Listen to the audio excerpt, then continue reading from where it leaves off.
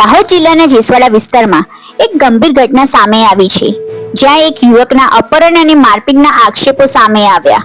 ફરિયાદ મુજબ અબલોડા ગામની મહિલા સરપંચ વિરુદ્ધ વિવિધ અરજીઓ કરનારા યુવકને રાયણ ક્રોસિંગ નજીક આવેલા લોકો બળજબરીથી ગાડીમાં ઉઠાવીને લઈ ગયા હતા. ત્યારબાદ સ્વામિનારાયણ મંદિર નજીક લઈ જઈને લાઠીચાર વડે માર મારવામાં આવ્યો હતો.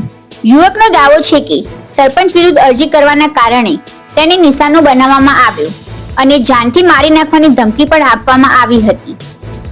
ઘટનામાં ઈજાગ્રસ્ત બનેલા યુવકને તાત્કાલિક સારવાર માટે હોસ્પિટલ ખસેડવામાં આવ્યો છે.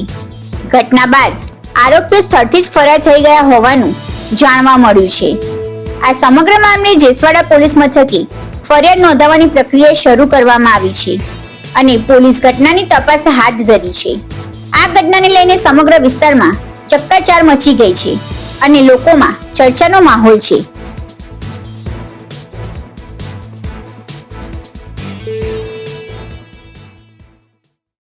મેસાબેન કેવજીભાઈ પોતે સરપંચ છે. હાલમાં એમનો છોકરો વહીવટ કરે છે. ગ્રામસભામાં નાની થોડી બબલ થઈ હતી કામ માટે એ હરેક જગ્યાએ એનો છોકરો ધંધરાજ કેજી બાબર સહી કરે છે.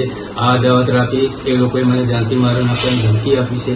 એટલે મને કિડનેપ કરી એ લોકોએ લઈ ગયા એટલે મને ગામતળમાં છોકરે બધા લેકે માર્યો. ત્યાંથી થાયથી કરી લીધે તને આજે તો કાલ મારી નાખીશ ને. ક્યાંથી લઈ ગયા અને શેમાં તમે લઈ ગયા? મને કુલજરમાં લઈ ગયા. હું ચંદાવાડા ચોકડી રજવાડી પર ચા પીવા બેઠો હતો તો એ લોકો કુલજર લઈને આવ્યા. એ બધા ઘરના 8-10 જણ હતા. શું નામ છે તેમનું? ધનરાજ કેજી, રાકેશ વસીમ, ગાંધી વસીમ, કેજી વસીમ, એમના કેજીના 2 યુવા છોકરા, રાકેશના 2 છોકરા, બીજા અન્ય 2 વિપુલ ઇન્દ્રાજ.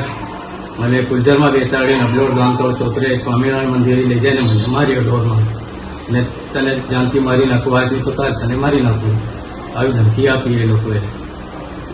ત્યાર પછી તમે શું કર્યું?